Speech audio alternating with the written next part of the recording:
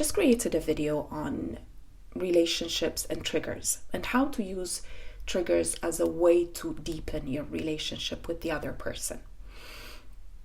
Now, I made that video based on the idea that that other person is very invested in the relationship that they have with you, right?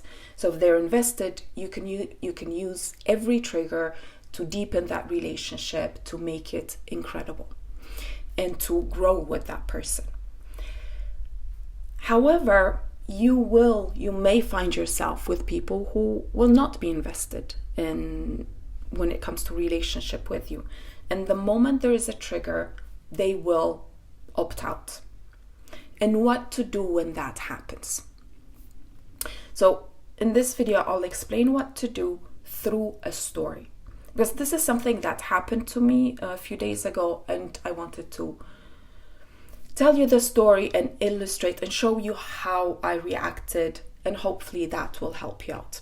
So, some time ago, I had this acquaintance, because we just had gotten to know each other, and we started talking, and we would meet every now and then, and it was nice. And the last time we met,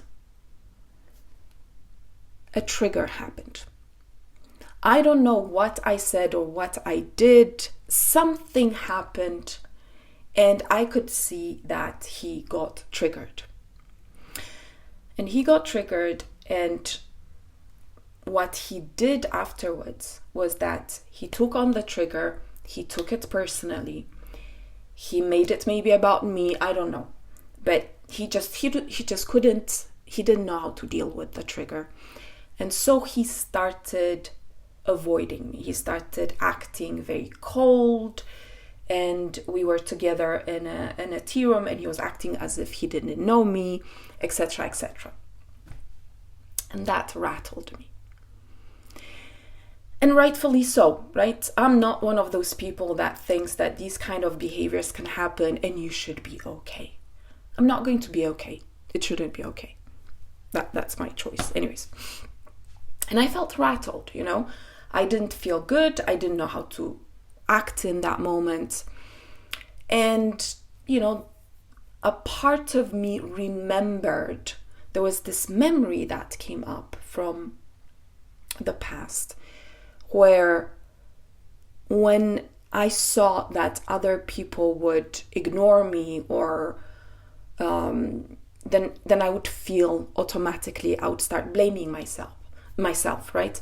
I would think that I was the one that did something wrong, and automatically I would start looking at them, becoming hyper vigilant and looking at everything they did, they said. I would go into being all nice and acting as if I was okay with what was happening, or I would act as if I didn't care. I was oblivious and completely ignore them, so I would go into performing, and it all came from one source, which was one reason, and the reason was that I thought that there was something wrong about me, right? And that situation was because of me, and I had to do something about it. And I also want to add something else, because I would also go into blaming that person, blaming me, blaming that person. But there's always that feeling of, if I don't micromanage it, it's going to go to hell. I have to do it on my own. I can't expect the other person to go towards me, to take responsibility for their trigger, for their emotion, for what is happening. But it's up to me. Because that's what I learned, at least when I was small. I learned that nobody took responsibility for their emotions, for their states. It was always somebody's fault or their fault, and it never went into ownership, into taking it in, into understanding why the trigger is there, and into trying to figure it out. But it always went into, it's somebody's fault, it's my fault, I have to micromanage it, and it was always very violent, right? There wasn't that softness that you can go into when you start working with triggers, and when you have another person next to you that is willing to be there with you and with themselves. So in that moment, when I saw that, that he was completely ignoring me, and when I felt, started realizing that I felt rattled, and I started realizing that I may be going, like the old coping mechanisms, which is like, let me monitor, the situation, let me focus on him, let me see what he's doing, and let me disarm him one way or the other, let me smile too much, and all these coping mechanisms. When I started seeing that, what I did in that moment was that I sat down and I started writing. Number one, I started becoming aware of what is happening in me. Because in that moment, what I felt, why I felt rattled, why I wanted to go into coping mechanisms. Why? Because I felt fear. I felt unsafe, right? I felt unsafe where I was with that person, and I didn't know what to do, right? So if I feel fear, if I feel unsafe, the worst thing I can do is leave me, abandon myself, and go towards that person. Because I've done that in the past. I did that, it did not work. So now I know, I'm that much wiser, right? So let me go back to myself. So in that moment, because I felt fear, I owned it. I told myself it's okay to feel fear.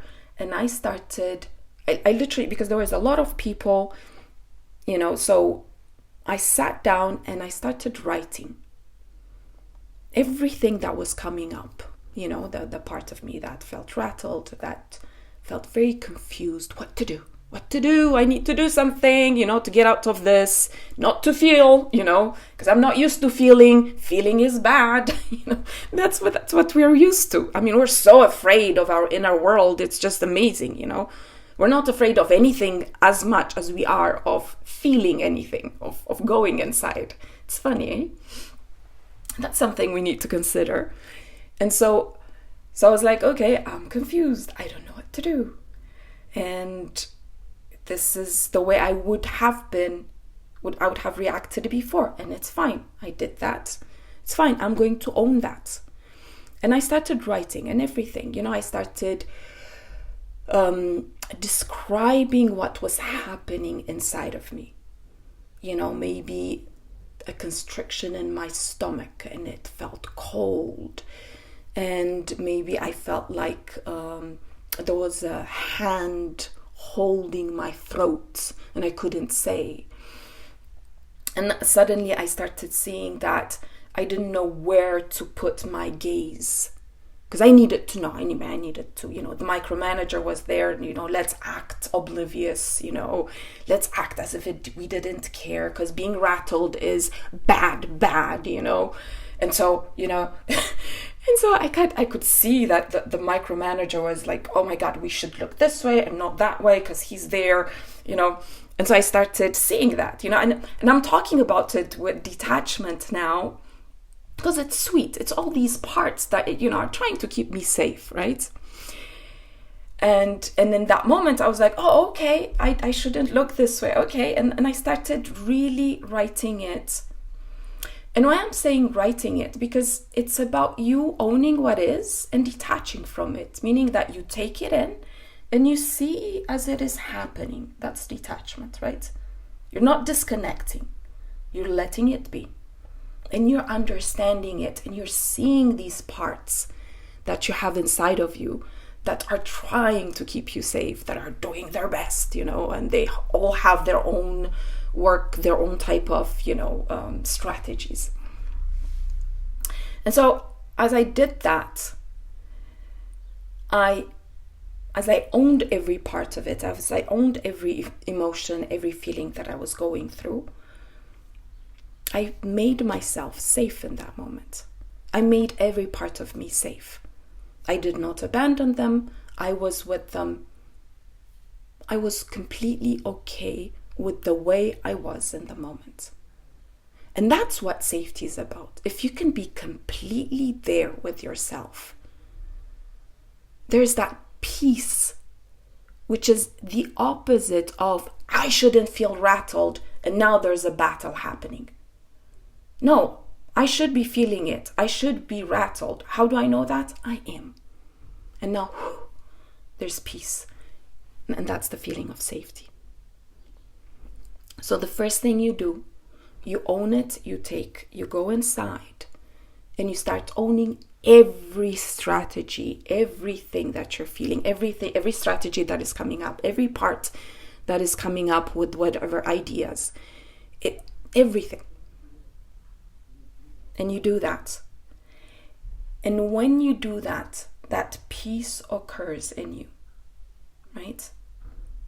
And when that peace comes in and every part of you is integrated, because every part now is talking to each other, there's no war between those parts. There's no war between the part of you that is scared and the part of you that is like, we should look oblivious, we should look fine, on the outside.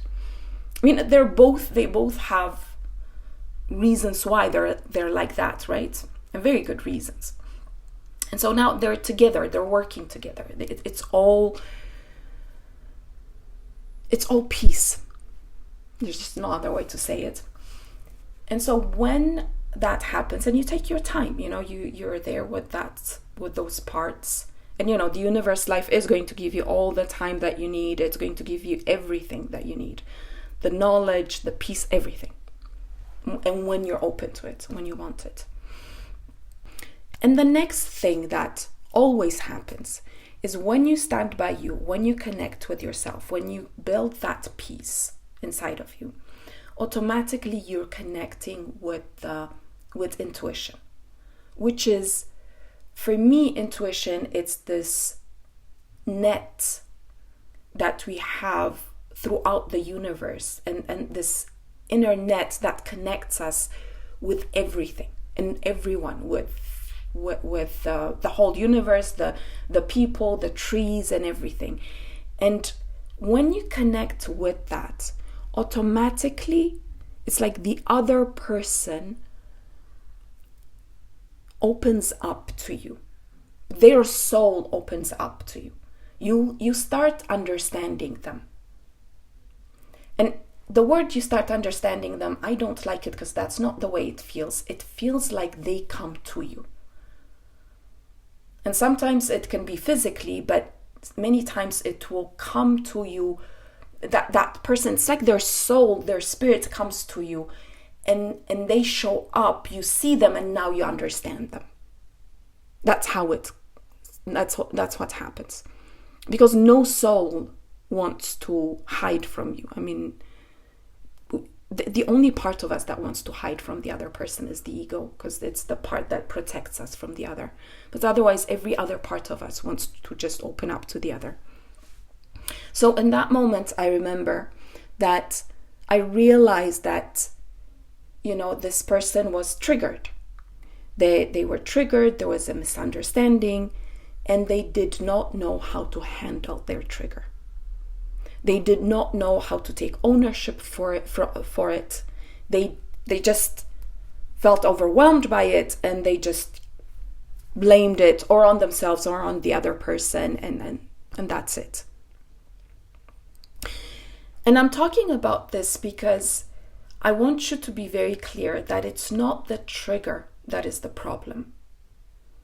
We all get triggered by each other. It's the most natural thing, and we should make it natural in relationships. The problem was not that. The problem is that that person did not know how to deal with their triggers. That person did not know how to take responsibility for them. This person has no idea what they are. And because of that, the moment a trigger comes up, it's like this foreign, thing that is coming up. They take it. He took it personally. He made it about me, when it wasn't. I mean, I'm not a magician that goes inside of people and creates triggers, right? Creates emotions or whatever. He just didn't know.